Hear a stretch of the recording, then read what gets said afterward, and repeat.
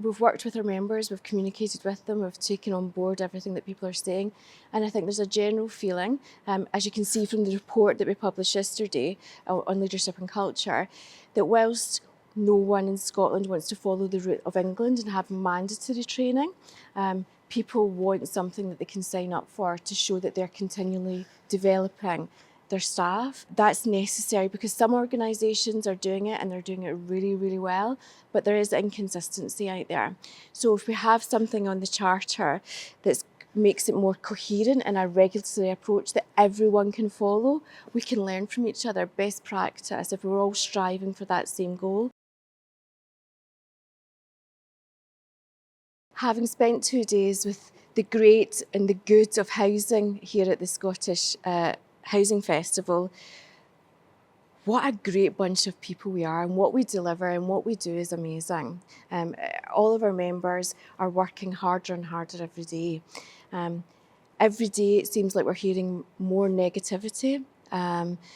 Just Monday, Dundee, another city announcing a housing emergency. So we're up to double digits, more than double digits. So it would be easy to feel negative.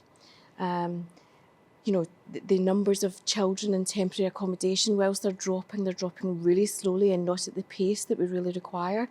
No one wants that amount of children waking up without somewhere to call home.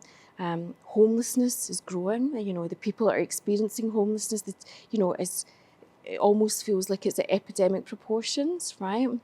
So it'd be easy to feel really negative about the housing sector. But having spent the last 2 days listening to people, hearing the innovation, hearing the best practice, hearing what we're doing to make Scotland and the communities we serve better, I'm walking away really, really positive because we know what we need to do, we know how to do it, and we're working towards doing that. And some of the things that we've been working with it, at government level, the fact that we've got a cabinet secretary now for housing in the Scottish Government shows you how high up that agenda housing is and how important it is for our communities in Scotland. So there's lots of really, really good green shoots. It's hard and it's difficult, and I'm not going to stand here and say that I'm happy with the situation as it is, because no one is. But we have so much more to achieve, and the opportunity to do it, and a cohort of people who are passionate to do it. So I'm optimistic that if we work collaboratively with government and each other, we will work towards a better society. We've kind of narrowed it down to 5 main issues, providing affordable homes, meeting the changing needs. The demographic of Scotland has changed so dramatically in the last decade alone. Net zero, vitally important, we know how important that is. Well-managed homes, looking after them, making sure that we're managing and responding to our tenants' needs as we need them, and empowering residents. Far too many people don't know what their rights are.